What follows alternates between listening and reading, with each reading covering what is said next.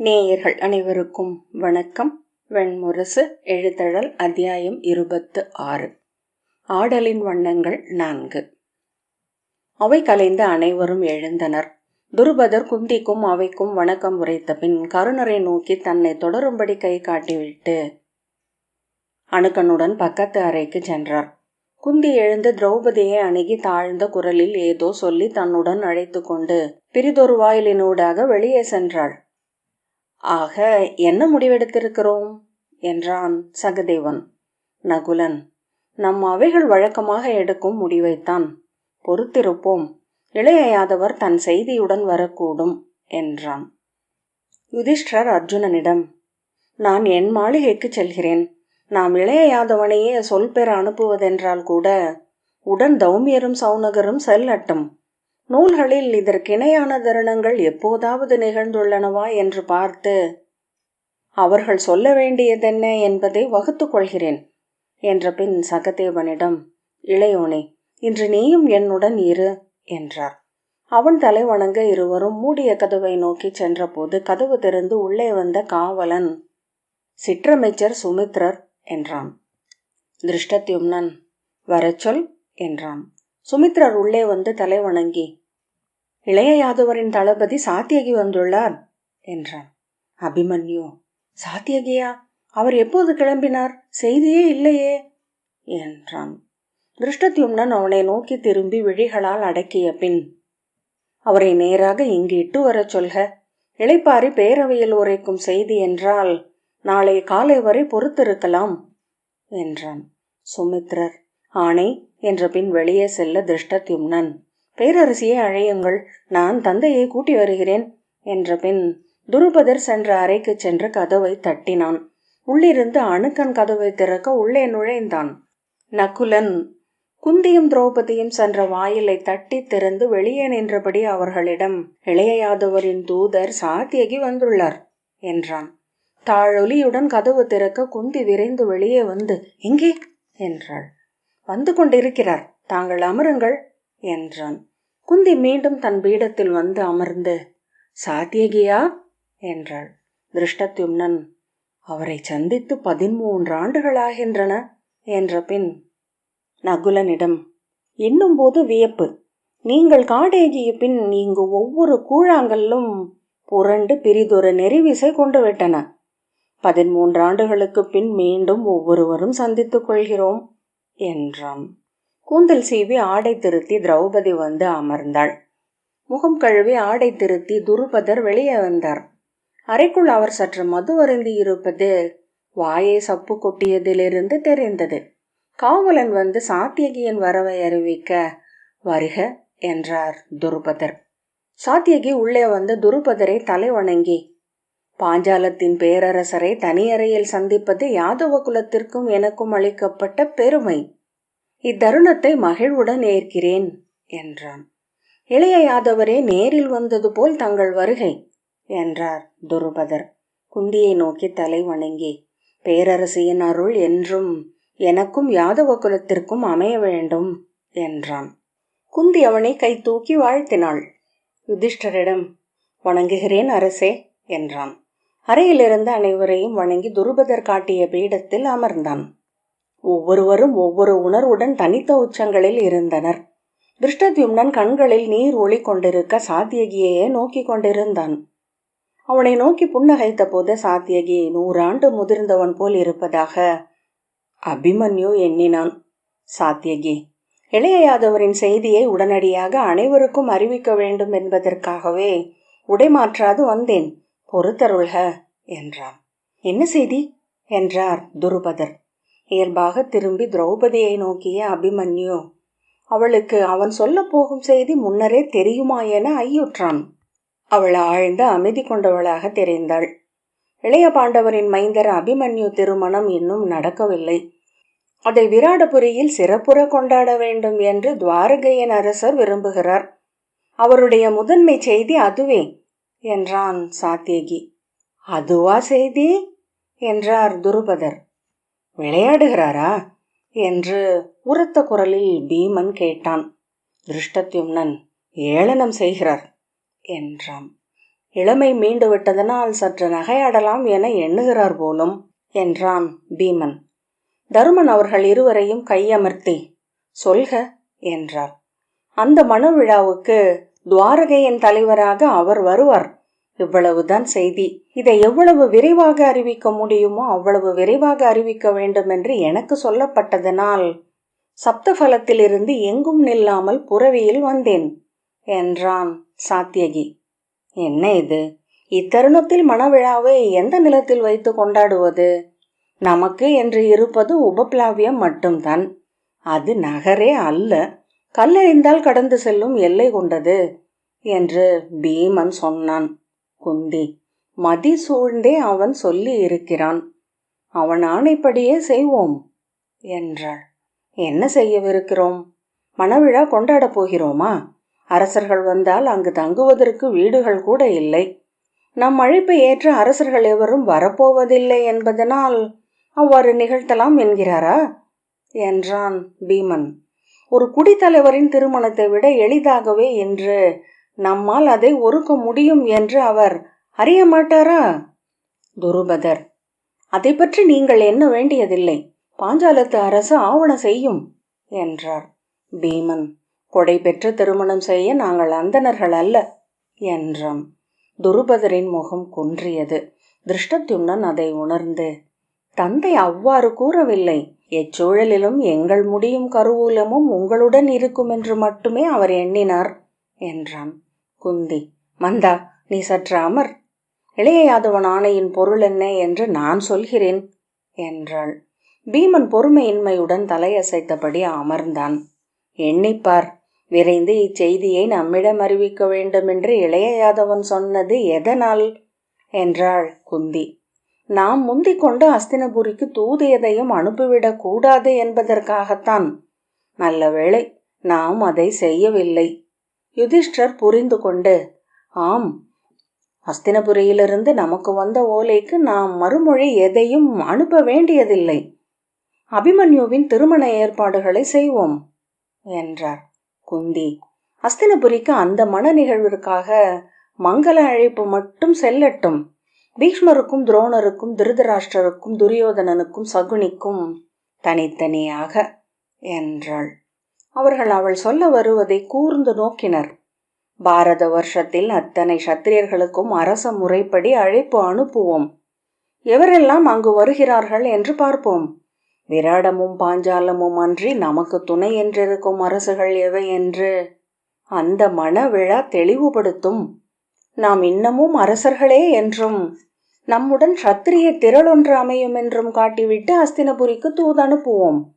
இளைய யாதவன் எண்ணியது அதையே என்றாள் குந்தி.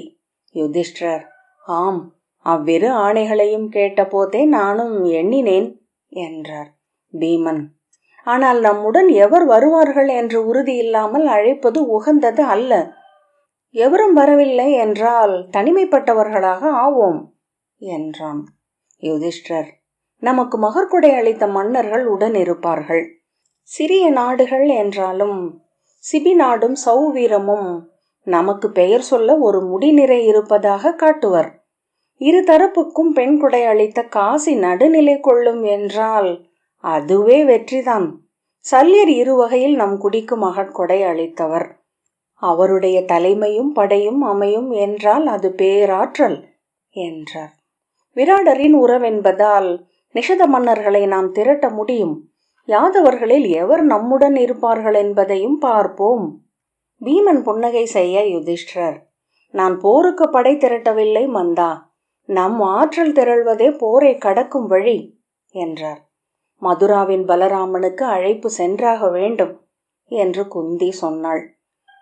அவர் வருவார் என நான் எண்ணவில்லை என்றான் பீமன். வந்தால் இங்கேயே இளையவனும் மூத்தவனும் என் முன் உளச்சேர்க்கை கொள்ள செய்வேன். அது மட்டும் நிகழ்ந்தால் யாதவ பெரும் படையே நமக்கு நிலைத்தளமாக ஆகும் என்றாள் குந்தி. வராமல் இருக்க வாய்ப்பில்லை. ஏனென்றால் இது அவனுடைய குடிச்சடங்கு. இளையவன் யாதவ குடியினனும் கூட. துருபதர், ஆம், இப்போது புரிகிறது இளைய யாதவரின் எண்ணம். இது மனச்சடங்கு என்பதனால் தவிர்க்க முடியாமல் பலர் வருவார்கள். அவர்களை நாம் நம் தரப்பினராக காட்ட முடியும். அவர்கள் போருக்கு நம்முடன் எழுவார்களா என்பது வேறு. இப்போது நாம் தனித்து விடப்படவில்லை என்பதை அது நிறுவும் என்றார். திருஷ்டத்யும்னன், அத்தனை பேர் உள்ளங்களிலும் நம்முடன் இருக்கப் போவது யார் என்ற கணிப்பு ஓடத் தொடங்கிவிட்டது அன்னையே என்றான். ஆற்றலை கணிக்கத் தொடங்கிய கணமே போரை நோக்கி செல்லத் தொடங்கிவிட்டோம்.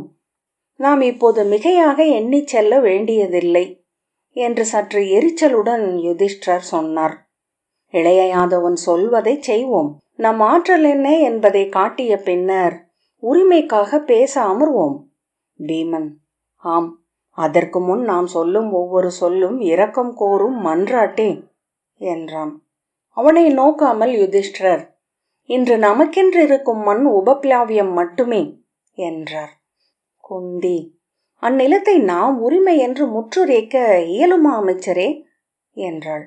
கருணர், ஆம் அரசே, வேள்வியின் பொருட்டு அரசன் அளிக்க வேண்டிய நிலத்தையும் செல்வத்தையும் மகாத்வனி சூத்திரம் வகுத்துரைக்கிறது.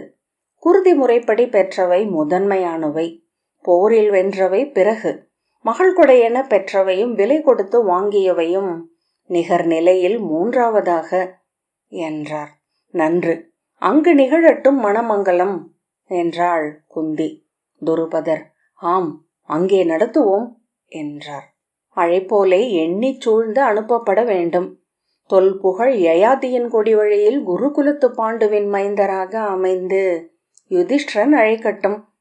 அதில் உபப்ளாவியத்தின் அரசனாக மட்டுமே தன்னை அறிவித்துக் கொள்ள வேண்டும். இந்திரபிரஸ்தத்தின் அரசன் என்ன சொல் அமைந்தால் அதையே சுட்டிக்காட்டி பூசலுக்கு அஞ்சி சிலர் வர தயங்கக்கூடும். உபப்ளாவியத்துடன் நாம் அடங்கிவிட்டோம் என்றும் கௌரவருடன் நாம் சொல் ஒப்புக்கொண்டு விட்டோம் என்றும் அவர்கள் எண்ணினால் அதுவும் நன்றே. எத்தனை பேர் வருகிறார்கள் என்பதே நமக்கு இன்று முதன்மை இலக்கு என்றாள். திரௌபதி காற்றில் சுடர் என மெல்ல உயிர் அசைவு கொண்டு, ஓலையில் உங்களை கௌரவாக்ரஜர் என்று சொல்லிக் கொள்க அரசே என்றாள். குந்தி புருவம் சுருங்க நோக்கினாள். ஏன் என்றார் யுதிஷ்டர். அவர்கள் தார்த்தராஷ்டிரர் என்றால்தான் நீங்கள் பாண்டவர். குருவின் கொடி வழி இருவருக்கும் பொதுவானதே. 13 ஆண்டுகளில் தங்களை கௌரவர் என்று சொல்லி 1000 ஓலைகள் வழியாக நிறுவி இருக்கிறார்கள். முறைமரபினர் அவர்களே என்றும் நீங்கள் உரிமை கோரும் புறநடையர் மட்டுமே என்றும் அச்சொல் அறியாமல் பதிவு செய்து கொண்டிருக்கிறது. அப்படியே அமைக அச்சொல். அது இத்திருமண நிகழ்வுக்கு அவர்கள் வந்தாக வேண்டும் என்னும் நெறி சுட்டலாகவும் அமையும் என்றாள். அனைவரின் உள்ளத்தில் எழுந்த வினாவை திருஷ்டத்யும்னன் கேட்டான். இளைய யாதவர் அந்த மன நிகழ்வை முன்னின்று நிகழ்த்துவார் என்று அவ்வோலை குறிப்பிட வேண்டுமா? அனைவரும் அவனையே பொருள் பெறாதவர்கள் என நோக்கினர். சாத்தியகி, அவர் இளவரசரின் மாதுலர், கைப்பற்றி கையளிக்க கடமையும் உரிமையும் கொண்டவர் என்றான். பீமன், யாதவ முறைப்படி மைந்தனின் தந்தையை விட அவை முதன்மை அவருக்கே என்றான். ஆம், அதை நம்மால் தவிர்க்க முடியாது. ஆனால் அவர் பெயர் ஓலையில் இல்லாமல் இருக்கலாம் என்றார் யுதிஷ்டர். அது எப்படி? அவர் எவரென்று அறியாத அரசர் யார் என்றார் துருபதர். அன்னையே, இன்று சத்திரிய சுற்றமே இளைய யாதவர் மேல் கடுஞ்சினம் கொண்டிருக்கிறது.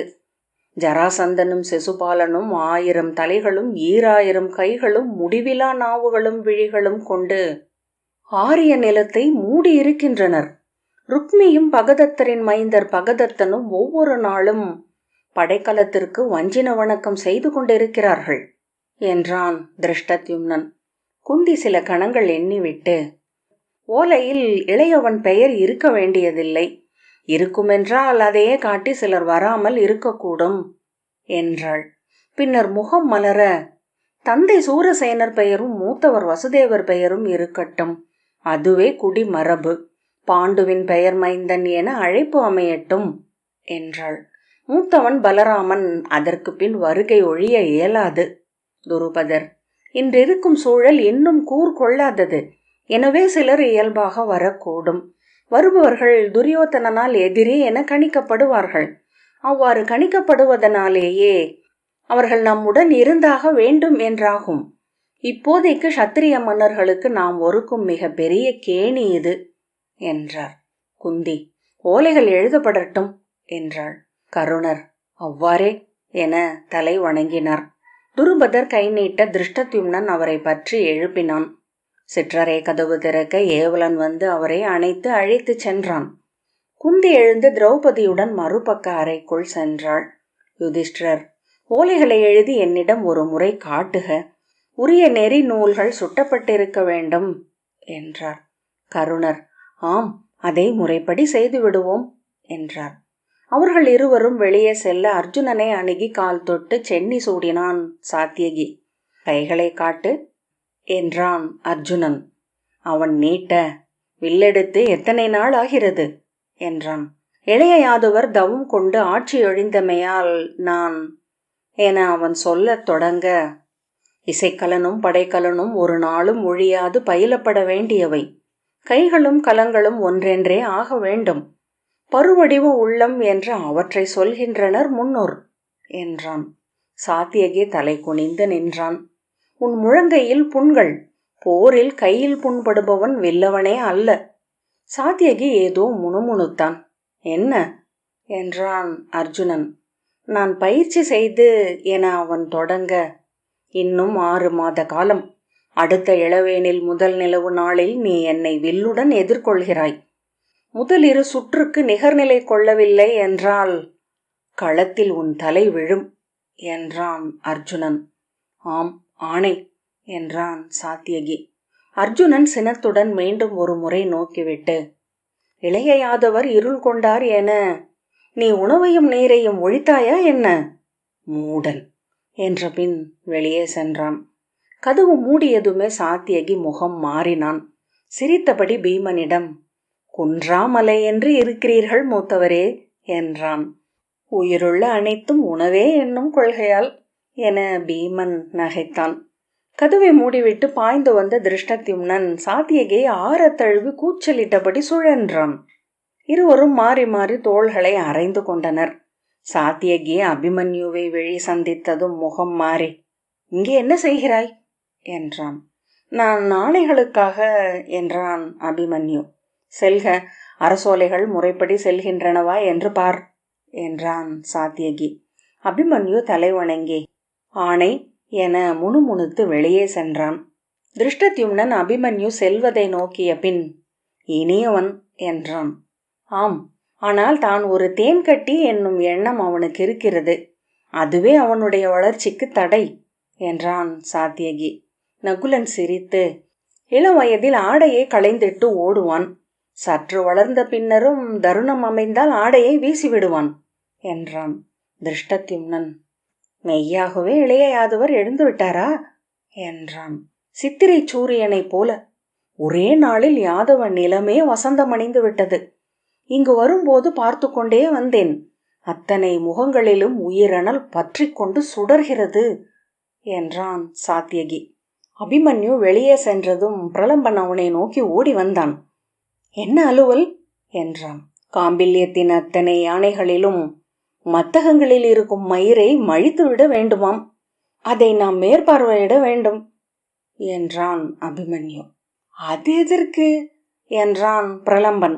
உடனே புரிந்து கொண்டு, அந்த மயிரை நாம் என்ன செய்ய வேண்டும் என ஆணை என்றான். அபிமன்யு, பிரலம்பரே, இந்த குரு மரபுகளில் உள்ள கொலை வெறியூட்டும் கூறு எது தெரியுமா என்றான்.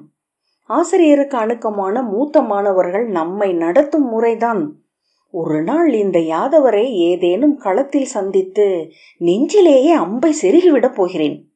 பிரலம்பன், நம்மை விட இளைய மாணவர்களை நாம் தேடலாமே என்றான். நான் பிறந்ததில் இருந்து அத்தனை அவைகளிலும் நானே இளைஞன் என்றான். போகிற போக்கை பார்த்தால் எனக்கு மைந்தன் பிறந்தால் கூட என்னை விட மூத்தவனாக இருப்பான் என தோன்றுகிறது. பிரலம்பரே, நான் உடனே கிளம்புகிறேன். பிரலம்பன், எங்கே என்றான். அபிமன்யு, உபப்ளாவியத்திற்கு. நான் அந்த விராட மகளை இன்னும் பார்க்கவில்லை.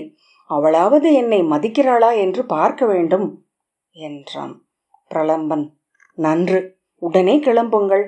நானும் நாளை கிளம்பி அஸ்தினபுரிக்கு செல்கிறேன் என்றான். நீரா? நீர் எப்படி செல்ல முடியும்? நீரும் என்னுடன் உபப்ளாவியத்திற்கு வர வேண்டும் என்று அன்னை ஆணையிட்டார்கள் அல்லவா? பிரலம்பன், அன்னையா? எப்போது என்றான். அப்போது நீர் இல்லை. அந்த சத்திரியன் உனக்கு உதவியானவன். அவனையும் அழைத்துச் செல் என்றார்கள். நாம் நேராக நம் அறைக்கு சென்று பொதிகளை எடுத்துக்கொண்டு புறவிச்சாலைக்கு செல்கிறோம். பிரலம்பன் ஆனால் என்று சொல்ல வர, அதை சென்றபடியே நாம் பேசுவோம் என்றான் அபிமன்யு. என் அன்னை அஸ்தினபுரியில் என்றான் பிரலம்பன். நாம் உபப்ளாவியம் செல்லும் வழியில் உமது அன்னையை பற்றி பேசிக்கொண்டே செல்வோமே, வழிக்கலைப்பும் தெரியாது என்று அபிமன்யு சொன்னான். எனக்கும் அன்னையர் கதைகளை கேட்க பிடிக்கும். மேலும் உம்முடைய தனித்திறனாக நான் காண்பதே ஆணையிட்ட அக்கணமே பயணத்திற்கு ஒருங்கும் ஆற்றலைத்தான். பிரலம்பன் எவருடைய ஆற்றல் என்றான். நம் இருவரின் ஆற்றல் என்றான். 2 மாதத்திற்குள் பாரத வருஷத்தின் 1/4 சுற்றி வந்துவிட்டோம் என்றான் பிரலம்பன். ஆம், அருமையான பயணங்கள் அல்லவா என்று உரக்க நகைத்த அபிமன்யு அவன் தோளை வளைத்து வருக என்றான். எழுதழல் 26வது அத்தியாயம் இத்துடன் நிறைவு பெற்றது. நன்றி.